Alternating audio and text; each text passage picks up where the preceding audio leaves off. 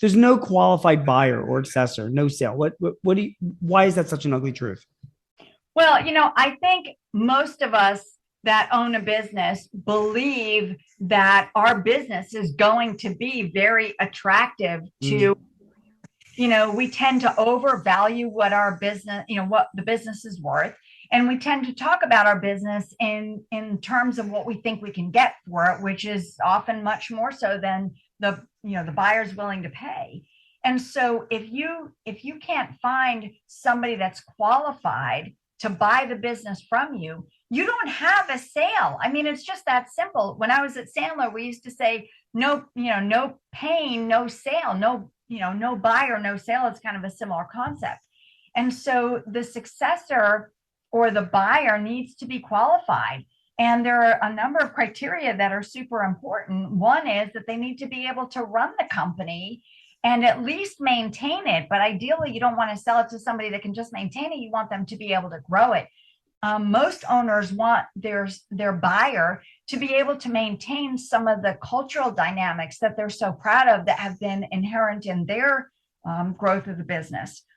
And then, one of the big ones is, can they afford it? So many people that own businesses today are depending deeply on at least a portion of the proceeds of the sale of their business to fund their retirement at the level that they have lived their life so far. And so if there isn't enough funding there, then they're not going to be a qualified successor. You can't afford to sell it to them. So those are some of the main things that show up. But I also think a qualified successor, there's some of that emotional stuff as well, as like, could I as the owner see myself turning my company over to this person? Do they share the same core values that I have? They may be able to maintain my culture, but are they going to share the same core values? And will I be able to sleep every night knowing that this person now owns what I have worked 30, 40 years to build?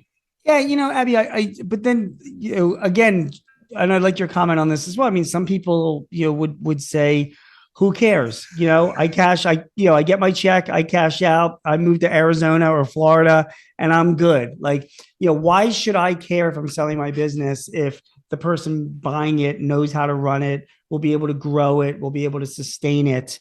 Tell me why you think that's important. Yeah, so what's interesting is I've interviewed for this book that we're talking about. I interviewed 50 different CEOs, and I've interviewed even more than that for a next book that I'm working on. But what's so interesting is that the thing that is most comfortable for people to talk about is the idea of cashing out. Mm. Every business owner wants to be comfortable in conversations about selling their business and feel like they've earned a big payday.